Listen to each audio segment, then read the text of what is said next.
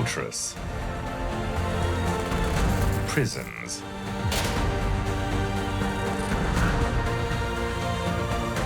Towers. The castles have witnessed our history for centuries. In Europe, over 100,000 are still standing, 1,000 years later. Let's visit the most spectacular and most mysterious castles. We will discover the secrets that are hidden behind their walls. And we will relive their long-lasting legends.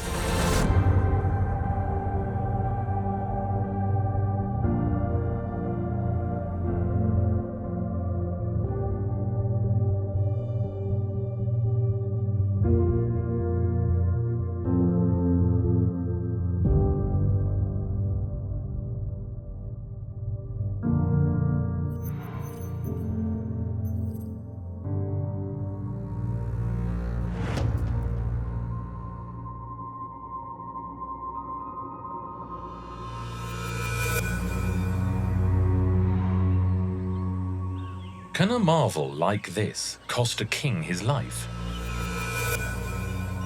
The 13th of June, 1886. In Lake Starnberg, Bavaria, two bodies appear floating on the water. One of them is the psychiatrist Bernhard von Gudden. The other, his patient, King Ludwig II of Bavaria, also known as the Mad King. The official cause of death? Suicide. But was it really suicide? Or a murder?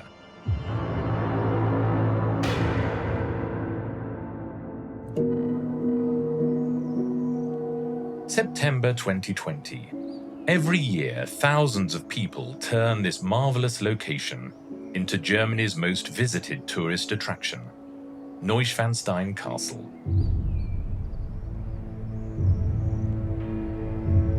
What is the mystery that links this huge castle and the two corpses floating on a lake?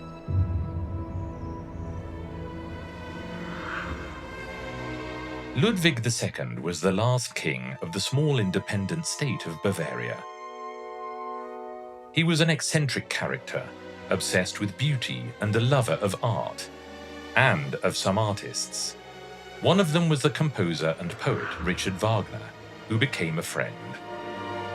For Ludwig, this friendship is a bit like a replacement of a father. Wagner was older than him, and so he was looking for a father figure in this great composer whose work he admired, and he saw him as a companion who he would recreate this medieval world with.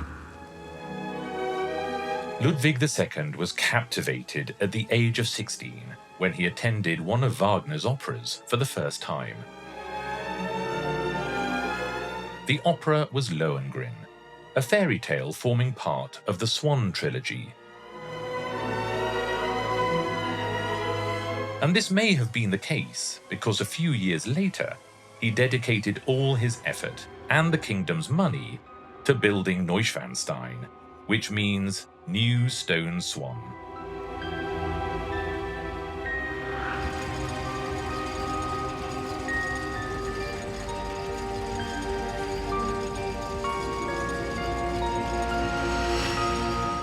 Neuschwanstein was built specifically as a place where he wanted Wagner to come. He built this as a monument to Wagner's operas and to their friendship. And the tragedy is that Wagner never set foot in that castle.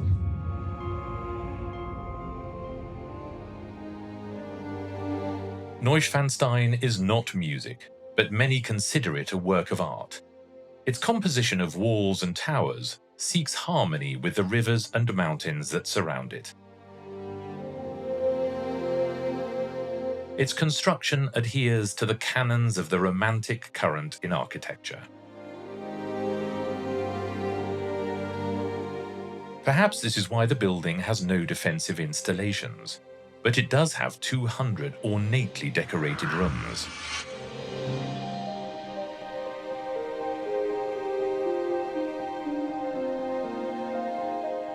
frescoes depicting prowess in war and Nibelung legends.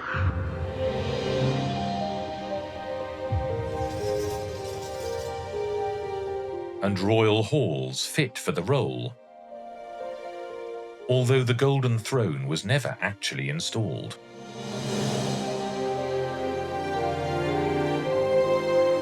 The royal bedroom alone needed the work of 14 carpenters for 4 years.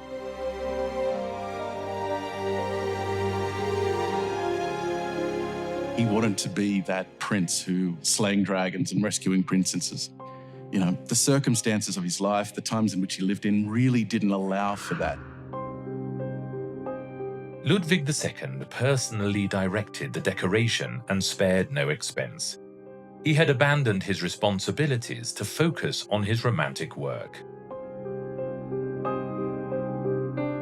Apparently, he wanted to go down in history as the creator of an enormously transcendent work of art, with the kingdom's money. He was an extremely wealthy nobleman, but even that was too much. He was so obsessed with the castle that the doctors diagnosed him with schizophrenia. He started borrowing money, and that became a problem. And so he was a parliamentary monarch. He wasn't an absolute monarch who could just decide what to do. He had to ask Parliament for money. So he asked them for a loan, and they refused. And as a matter of fact, they decided to declare him insane. He was never seen by a doctor, and the whole report has this very dubious background to it. A few days later, a group of men loyal to the Munich government arrested him and took him to a stately home on the shores of a lake, where he appeared drowned the following day.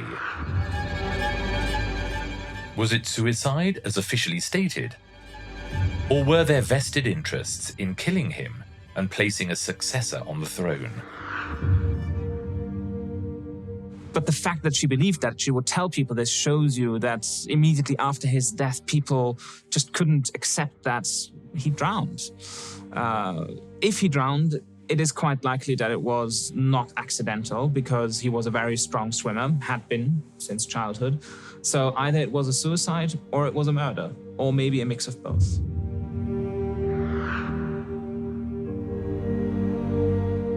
Ludwig II never saw his great work finished. Although it was opened to the public a few months later, the design was so complicated that it took almost 20 years to finish. Whether mad or a genius, Ludwig II left this unique picture postcard as his legacy. Neuschwanstein is Germany's most famous and recognized castle.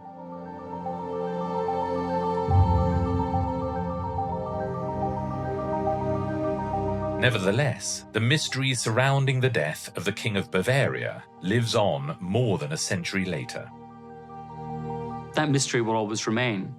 And perhaps that's what Ludwig II would have wanted for himself. One of the sayings attributed to him was that he wanted to be the greatest enigma for himself and to others. And that's how he has ended his life and remains today, a great enigma to us all. Authorization has never been given to exhume the body to find out the real cause of his death.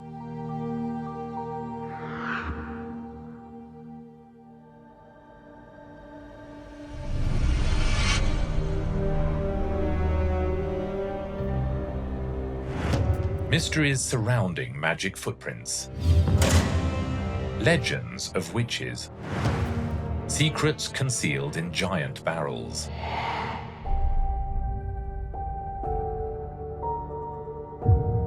Everything, absolutely everything, comes together in Heidelberg, one of the most venerated castles by the German people.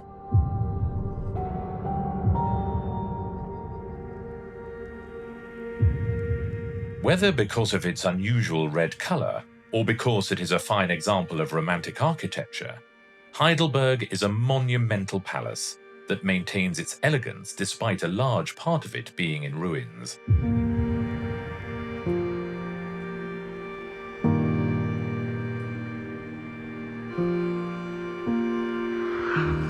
It was built in 1214 and grew in size for 300 years, until a bolt of lightning destroyed the upper part of the building for the first time.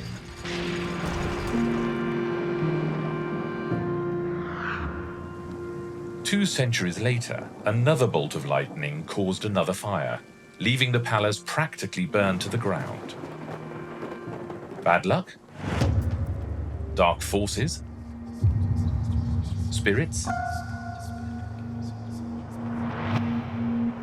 The name of the city, Heidelberg, there is a reference to the mountain behind the modern city, the Heidelberg, which was a sacred site to the Celts and people who lived in the area in the centuries before the birth of Christ. So there have been many archaeological discoveries made on that hill. It was a place of great power to them. And in fact, later on, the hills around Heidelberg in the time of the Nazis were used as so-called sacred sites for their big rallies that they were going to have. There's a place called the Thingstätte nearby, which was a Nazi parade ground / sacred site. Its stones harbour 700 years of stories and legends. Heidelberg was the capital of the Palatinate, a bustling city. Farmers, merchants, knights, the castle was a meeting point for everyone. The entrance to the palace has a small door which opens up an unanswered mystery. What is this tiny door for? Or who is it for? The entrance has an iron door knocker, a ring typical of the period, but it has something strange. An unusual cleft. Legend has it that if anyone managed to bite through the metal knocker, Heidelberg Palace would become their property. Hundreds of powerful men tried it, breaking their teeth in the attempt. But then a little old lady turned up, and she said, "Oh, I would like to have a go at that, because I would really like to have the castle." And they thought, well, how could she destroy this metal ring with just her pure strength? So they said, yeah, go ahead, try it. And then she didn't try to tear it apart, she bit into the metal, and her teeth sank through the iron as if it was butter. Because that was not an ordinary little old lady, it was a witch.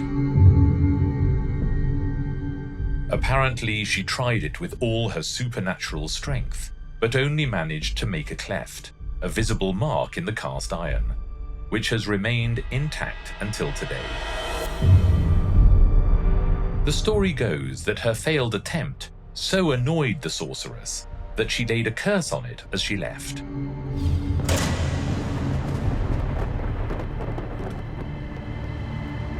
In the ensuing centuries, 3 fires and a war left Heidelberg a castle in ruins.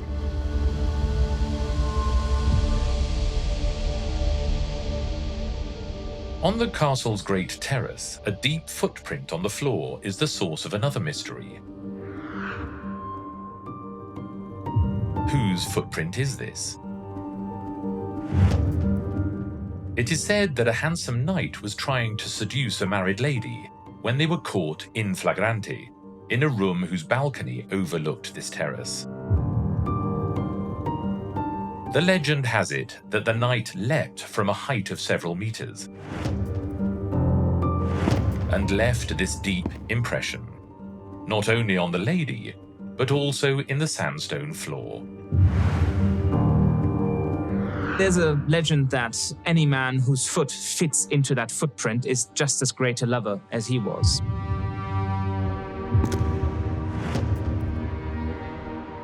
Another Heidelberg legend relates to this barrel of wine, which has a capacity of 220,000 litres. It is the world's largest barrel. It was built to restore interest in the city, which had lost its status as capital shortly before. It is 7 meters high, 3 meters wide, and 8.5 meters deep. A stage was even built on top so that an orchestra could play there.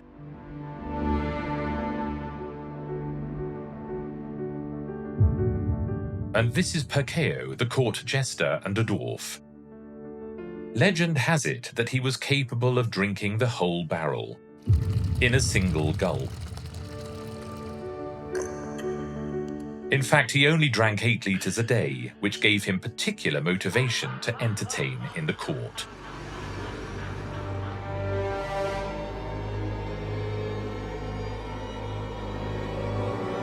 It is said that Purkeo had only ever drunk wine.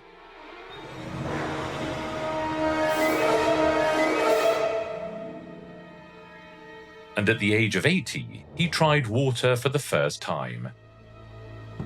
He died the very next day.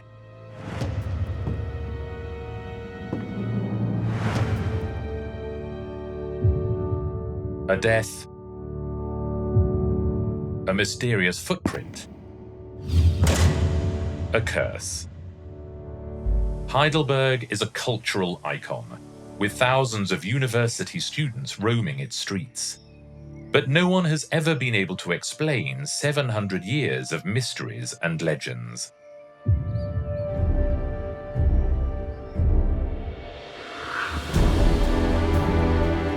We arrive at one of Germany's most emblematic castles, Lichtenstein Castle.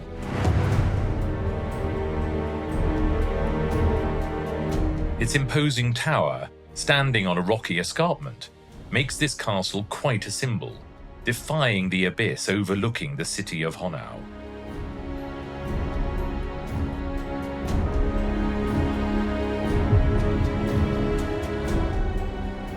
The rock on which it stands forms part of its history, and of a little-known legend about the disappearance of 3 young people.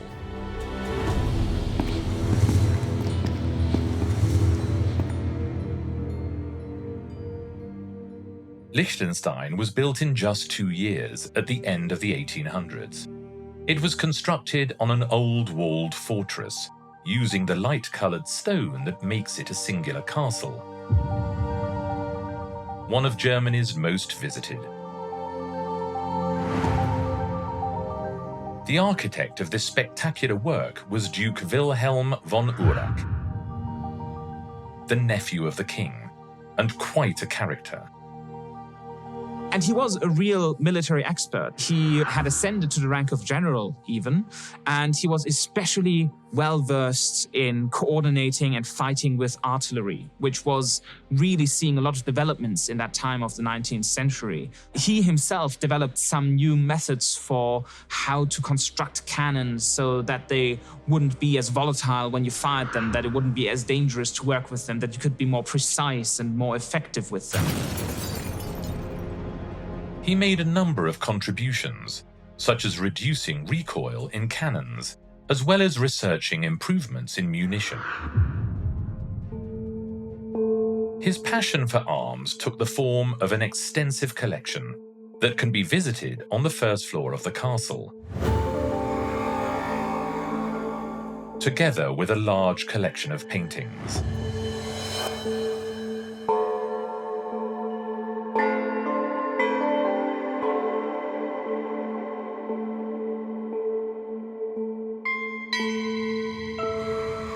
The Knight's Hall is practically an art gallery. Hanging on one of its walls is the famous painting of the Archer of Liechtenstein.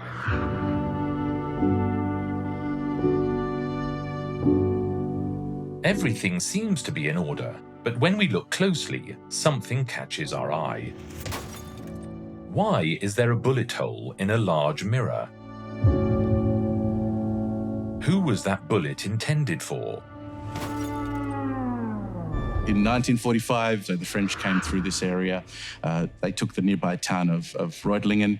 Nobody can say for sure how it happened, but knowing that there was quite a lot of fighting in this area, it's not surprising that, bullets might go flying and hitting mirrors within the castle.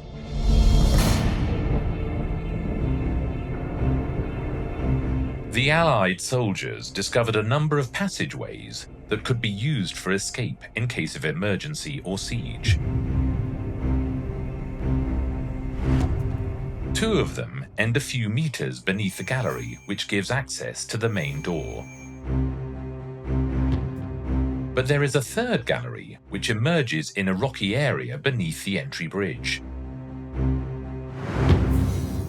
An opening in the rock, partly concealed by the scrub.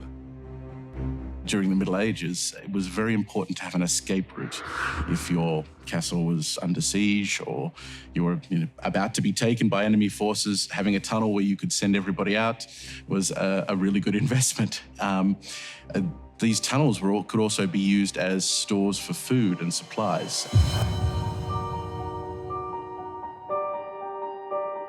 Liechtenstein's most secret legend, one which is little known, has it that 3 young people disappeared through one of these passageways after being discovered stealing precious objects. Some even say that the stolen booty was a royal crown. According to the legend, the young people never reappeared in the town.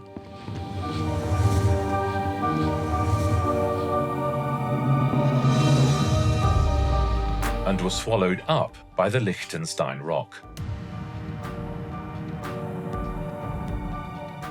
Discovering whether this is a legend or an unanswered secret continued to be a mystery locked in the Lichtenstein Tower 100 years later.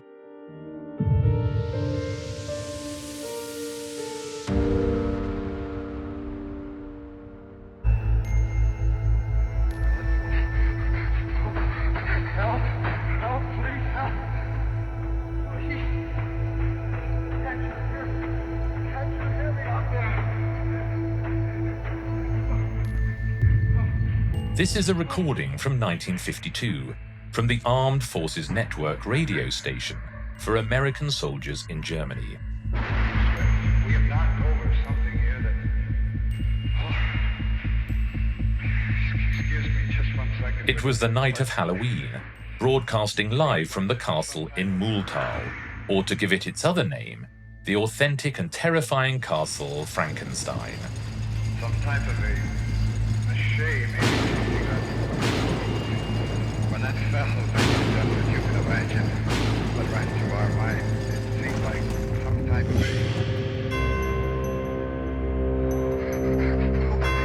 help, please, help. What started off as a macabre joke ended up in panic, the same panic that comes from knowing how the legend of Frankenstein came about.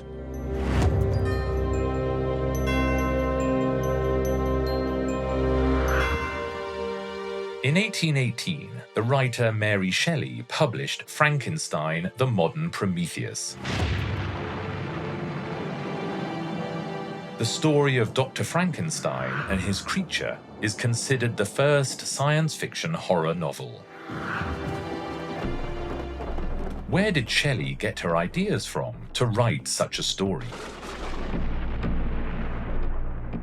She traveled Europe. She famously spent a summer at Lake Geneva, where the weather was horrible, and so they sat around telling ghost stories, where she had the idea for her great novel Frankenstein.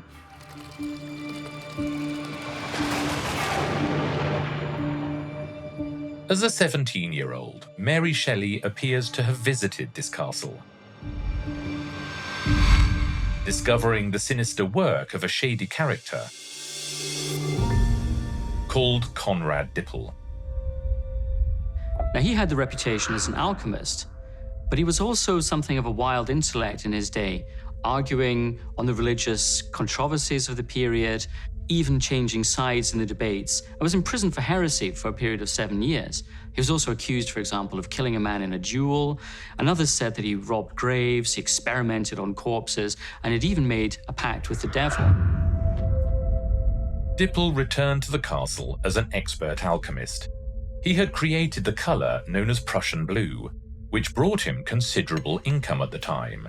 This allowed him to return to devote himself obsessively to experimenting with corpses. His obsession? Bringing the dead back to life.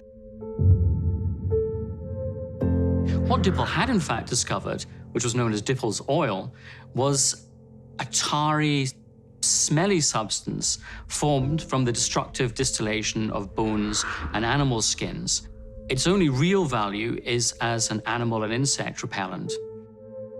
He said that he had created an elixir of life which could reanimate dead bodies. It was said that Dipple had made a pact with the devil. Fear began to take hold of the local inhabitants until they discovered him dead in the basement of the castle, surrounded by fragments of mutilated bodies and with signs of having poisoned himself with one of his potions. So Dipple was believed to have died during an experiment in his laboratory, and his body was found foam at his mouth and in a terrible contorted state. Perhaps he had tried his own oil and in an attempt to live longer. Several days later, his laboratory went up in flames.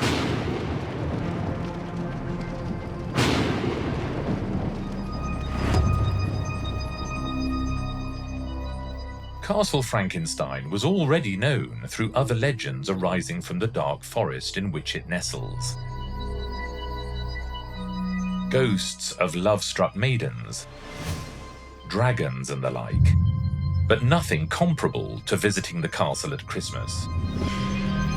It is said that Dipple's ghost appears sitting on the chapel roof, uttering heart-rending cries to the monster.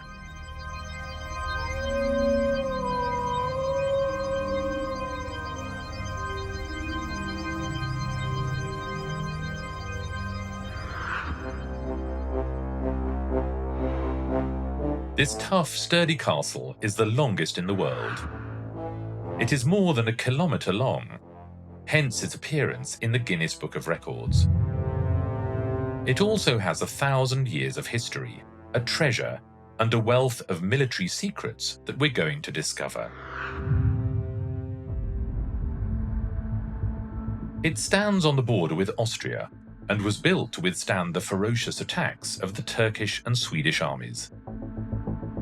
As its fame as an impregnable fortress grew, so its defences continued to increase. The way the castle developed was the oldest part was on the furthest end of this rocky spur.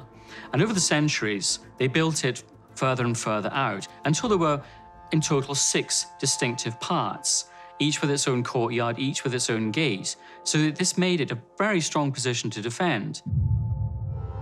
But without doubt, its best kept secret for its enemies was something called Zwinger. What was the Zwinger?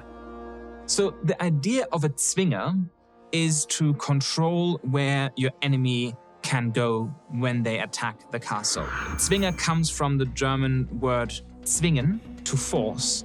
So you're trying to force the enemy into a small, confined space that you control. And then there it is a lot easier for you to fight them, especially if you have the high ground. You can throw things at them, or you can shoot them, or your defenders can easily ward them off and kill them when they are confined in this small space. The defenders of the castle waited for the Zwinger to fill with enemies, and then bombarded them. All those unaware of Burghausen's secret would die like flies in the fortress's intricate labyrinth.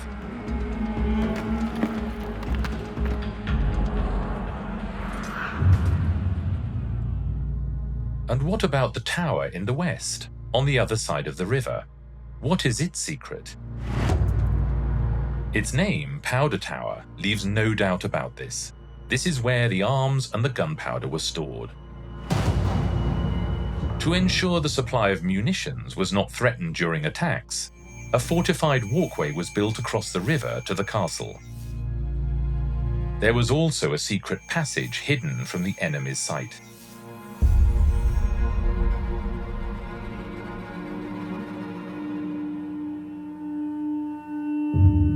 What was Burghausen guarding so jealously in its interior that it needed such a system of defense?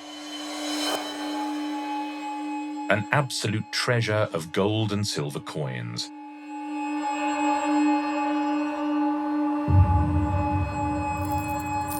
Which the Duke of Bavaria, known as Georg the Rich, kept within its walls. He had lots of very expensive fabrics, lots of expensive items made of precious metals, like silver goblets, gold plates. His wedding with Hedwig, heir to the throne of Poland, was so spectacular that it is still celebrated in the city today. A lot of these things had been acquired in the context of his wedding, which was one of the biggest celebrations of the time. People came from all over Germany to attend the tournaments there.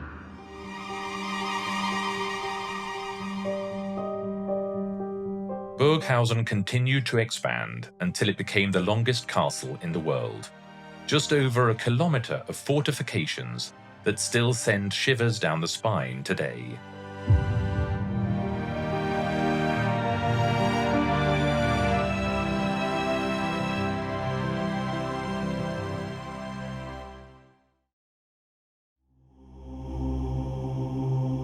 This medieval tower, standing on a small island in the Rhine, conceals one of the most macabre stories in the area.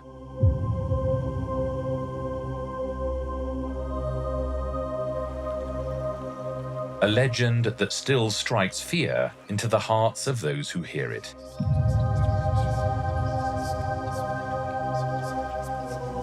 The Mouse Tower is an example of tragedy and blood, based in the reality of a dark and almost inhuman period of history.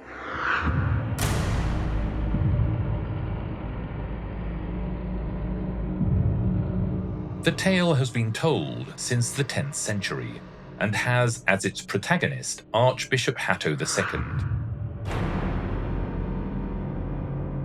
A cruel and tyrannical ruler, he oppressed the local peasants and demanded tributes from ships sailing down the river, threatening them with archers and crossbowmen from the top of the tower. But the Archbishop's wickedness, it is said, could be diabolical.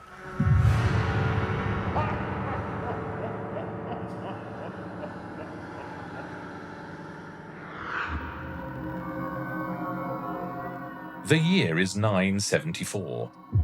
The inhabitants of the surrounding villages were dying of famine. The most desperate resorted to eating cats and dogs. Meanwhile, Hatto's grain store was full. In the 10th century, to be precise, bishops wielded an incredible amount of power. They were basically feudal lords. Hatto had a reputation for being incredibly cruel, nasty, and greedy to his peasants. The peasants attempted a rebellion to gain access to the food, but Hatto devised a cruel and macabre plan. He told them to go to an empty barn under the pretext of distributing cereals to all the families.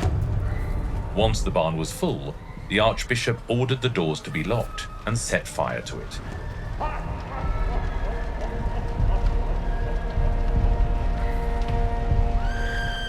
The screams were heartrending.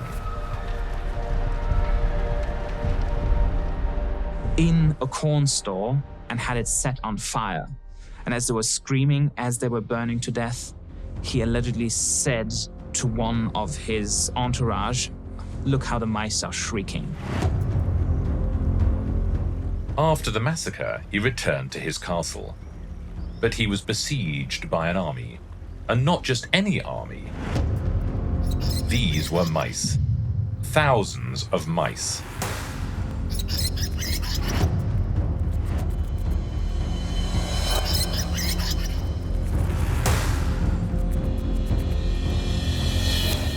The legend has it that the souls of the murdered peasants turned into rodents in search of revenge. The incredulous criminal took refuge in the tower. He thought the rodents would not be able to follow him across the river. Then at night, they came out of the woodwork again, and he heard their little feet tapping, and he felt the little teeth nipping at him, and he couldn't run anymore. He was trapped in the tower, and there the mice ate him while he was still alive.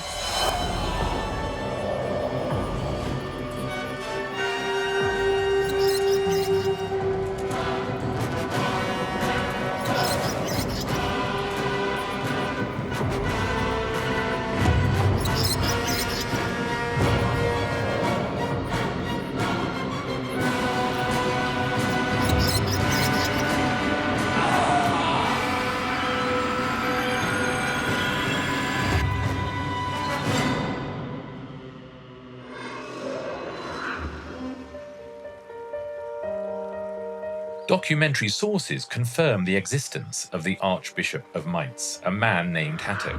It is said that his cruelty was remembered for decades in Saxony.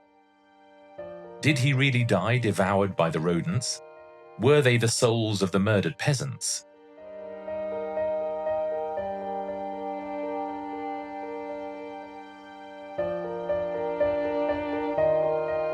Only this pretty little tower, still standing in the middle of the river, knows the truth.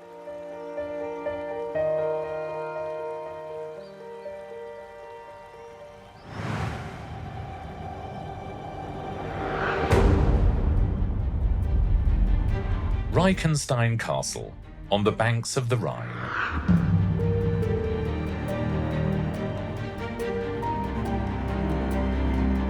A terrible legend is concealed behind these dark stone walls.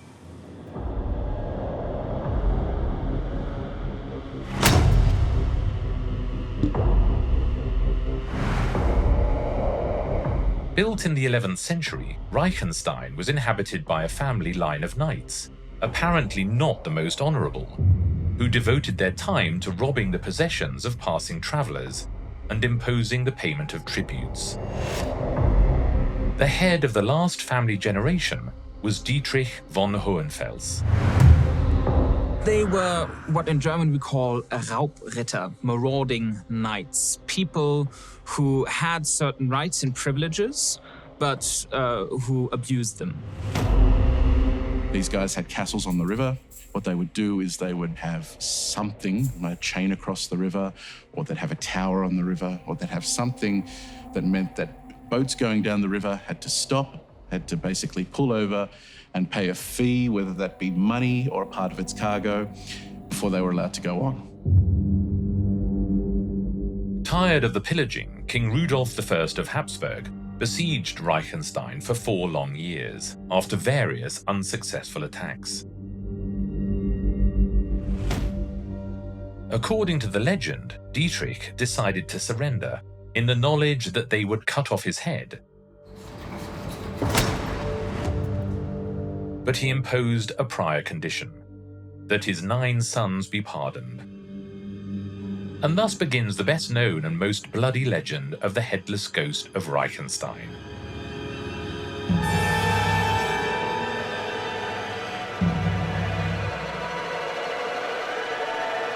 The king agreed to his request, but imposed an impossible condition.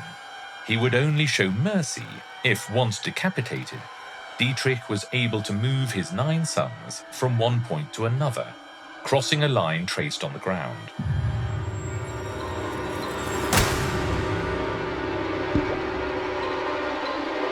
The executioner's axe came down on the robber's neck.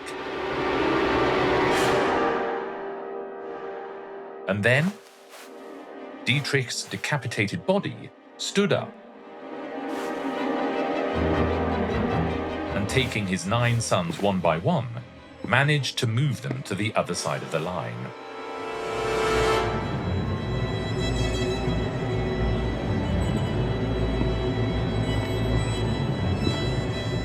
The legend then has it that Rudolf was furious and ordered that Dietrich's 9 sons be hanged near St. Clement's Chapel, where their souls lie at rest.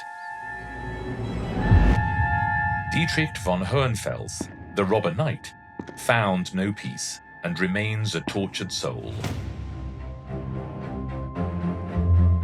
8 centuries later, a museum and a hotel now stand within the walls of Reichenstein.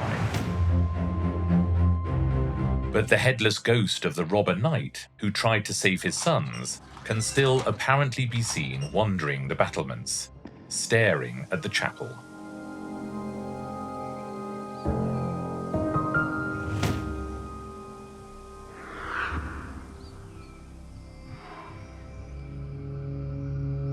Imposing,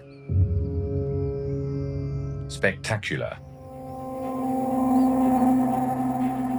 and shrouded in the most epic legend from Germanic mythology.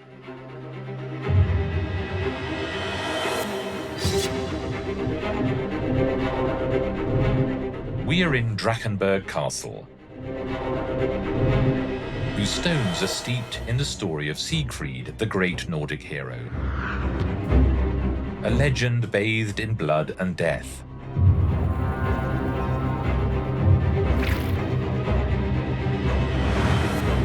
What are the secrets concealed in this marvel of architecture?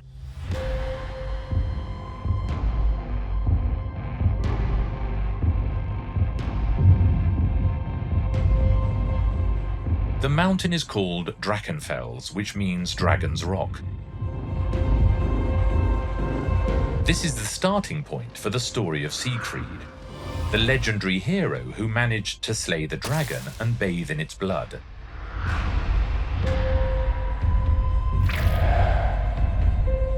The well-known legend has it that this blood made Siegfried invincible. But was this really the case? What he does not realize, though, is that a leaf from a linden tree falls right between his shoulders. So there's one spot that the dragon blood does not touch. So there's one spot on his body that is vulnerable. And that weakness led to his death, when he was run through with a lance just at that point.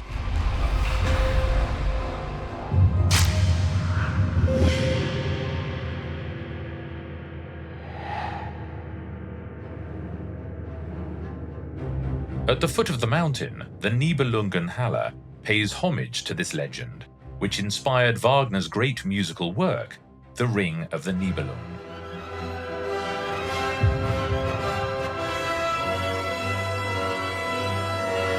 It is said that it was here, in this exact spot, where the dragon died, where everything happened, Drachenfels. Can a medieval story impregnate the walls of a 19th century castle?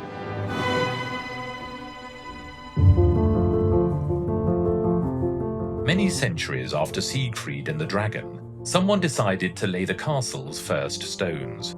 It was in 1882, and it was given the name of Drachenburg, the dragon's castle, to keep the legend alive and well.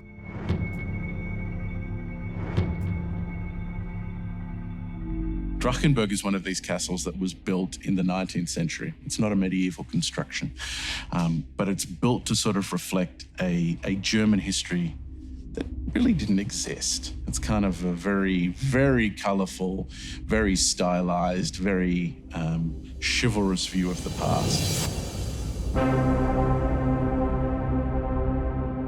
This imposing construction was built in just 2 years. Who would want to build a monument like this, heavily influenced by the legend? That man was Stefan von Sarter, a baron, banker, and millionaire. Son of an innkeeper, he made his fortune exchanging and lending money, but primarily by financing the Suez Canal. But that wasn't enough for him. He also wanted to establish his own castle, like any true knight, and so he devised a plan to build Drachenburg. Von Sarter never lived there. He devoted time and money to it, but he only used it to receive visits. What made him take this decision? Baron von Sarter appeared to be a great success. He had been made a baron, he had built his own castle, but then tragedy struck. He had intended to move into his castle with his childhood sweetheart, but during the building process, she had died, and the broken-hearted baron did not move into the castle. Fonsata was buried near the castle, but he is not alone. Next to him is another grave, bearing the name of Paul Spinat.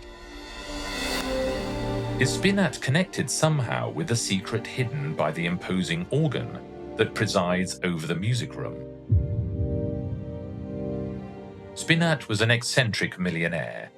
He had bought the castle and turned it into a supposedly cultural centre. There were exhibitions by artists like Dali and Chagall, and visits from the likes of Andy Warhol, whom he would receive dressed in military uniforms and braid.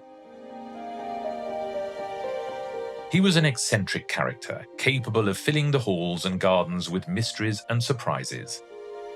Otherwise, why is there a golden Rolls-Royce in the palace gardens? And what is the secret of the organ? It is a very curious secret. The organ is fake. The concerts that Spinat held were a farce. Now, Paul Spinat unfortunately could not play the organ. The organ itself was a dummy. Instead, he was playing recorded music. But he so successfully fooled people that even his own wife believed that he was a great organist, even up until his death. He lived in Drachenburg Castle until his death in 1989.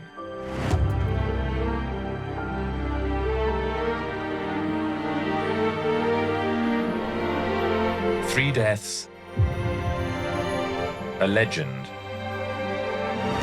and a number of curious secrets enclosed within the walls of Drachenburg. One of the most beautiful constructions of this type we can find. A peculiar castle, without a doubt.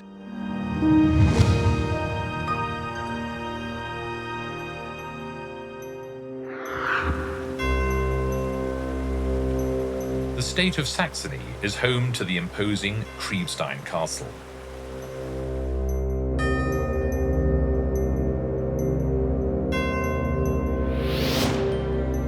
Its craggy outline overlooking the river and its strong walls conceal stories of war and interminable sieges. Kriebstein projects a powerful image that clashes with the female protagonist of its main legend. A legend that relates how a woman's intelligence defeated a powerful army and made its king a laughingstock. Kriebstein Castle was built before 1400. And just a few years later, the knight Dietrich von Staupitz and his men conquered the castle. The surprise assault offended the sovereign prince, Frederick the Belligerent. Several months of siege left the fortress's inhabitants without food, and some of them could resist no longer. Kriebstein was a very strong castle, but nobody could withstand a siege forever. And so the ladies of the castle pleaded with him to allow them to escape, carrying only their most precious possessions. Frederick, although belligerent, was not entirely heartless, and so he allowed them to leave, expecting them to come out carrying boxes of jewellery and other such items.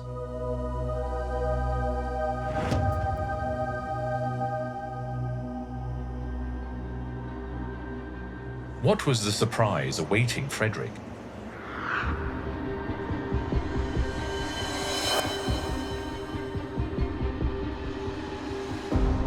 He could not believe his eyes. The women were not carrying their jewels. They were carrying on their backs what they considered to be their most precious belongings. None other than their husbands.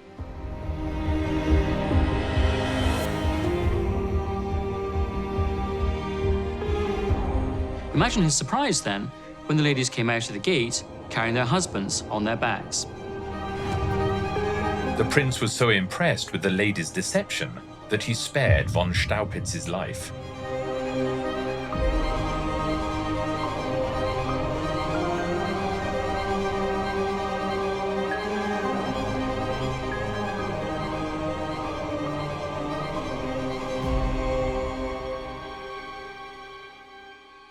Kriebstein, however, has revealed a much more recent secret. 1986 saw the discovery of a hidden chamber containing treasure. Various precious possessions hidden there by Heinrich Graf von Lendorf, a German army officer. In the closing years of World War II, in 1944, the Graf von Lendorf, who had ownership of the castle, moved a lot of his valuable objects. We're talking paintings, statues, very, very valuable books that tell us a lot about the past, and brought them to the castle. With the German army now in full retreat, von Lendorf formed part of the group that made an unsuccessful attempt on Hitler's life in July 1944. He was arrested the following day, and although he escaped twice, he was hanged 6 weeks later.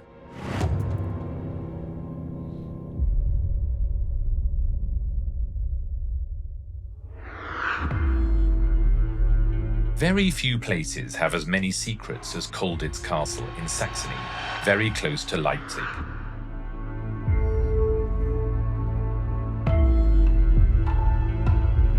This medieval fortress, dating from the 11th century, has witnessed many moments of human desperation. Its enormous walls, some of them 7 meters thick, stifled the cries of psychiatric patients for 100 years. And struck fear into anyone held prisoner in its cells. At that time, legends began to develop. In this case, legends that were completely true.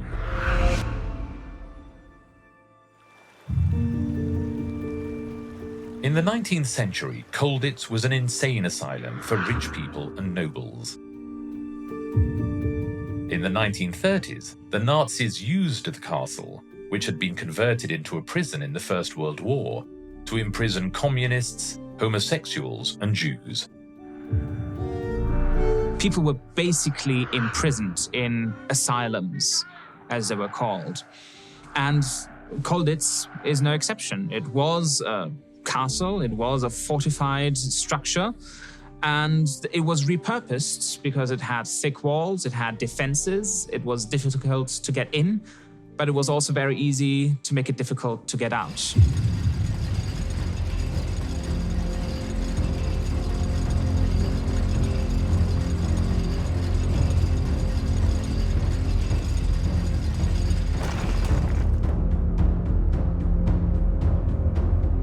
With that experience in mind, in the Second World War, Hitler's command decided to send the most escape-prone Allied officers there.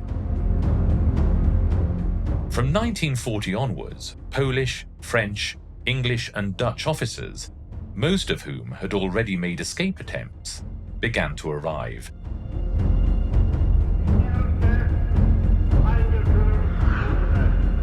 It is said that, to control so many potential escapees, there were more German soldiers than prisoners.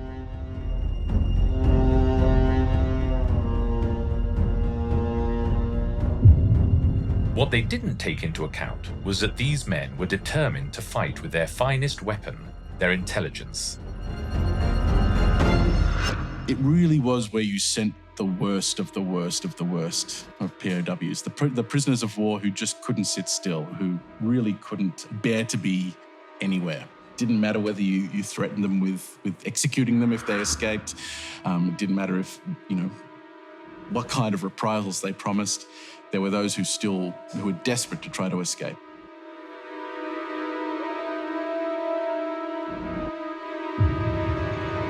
The first man to escape from Colditz was the British officer Peter Allen.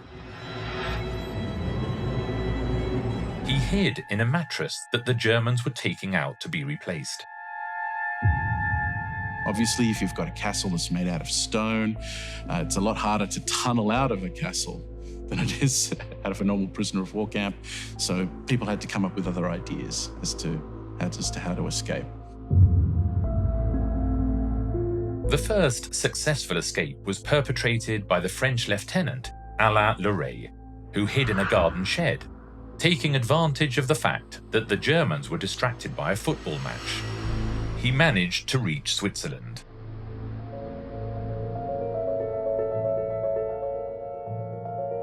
However, the most impressive feat, without doubt, was the work of engineering performed by the prisoners who dug several tunnels underneath Colditz. The most extraordinary of them was the one dug by French officers over a period of months. The tunnel was 44 meters long and 8 meters deep, passing underneath several rooms in the castle.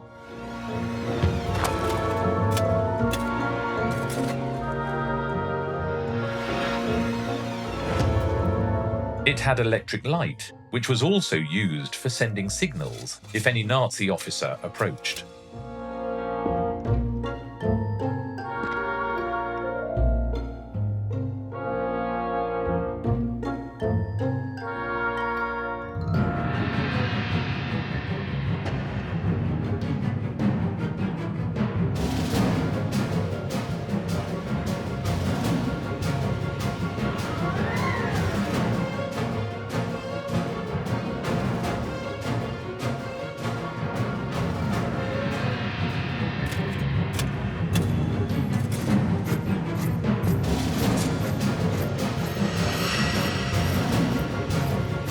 The Germans discovered it when it was just 9 meters short of freedom.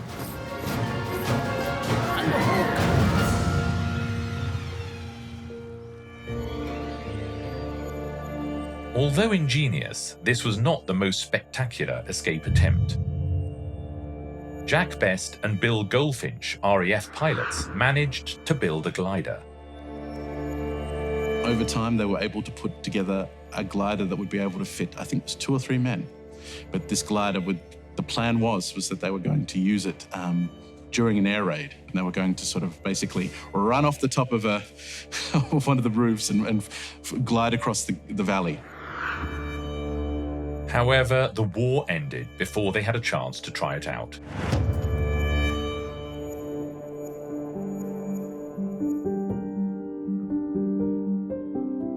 In 5 years, the prisoners had managed 30 successful escapes. Many years after the end of the war, hidden galleries and secret compartments are still appearing from this time in Colditz. A castle cum prison, which was defeated from inside by the yearning for freedom.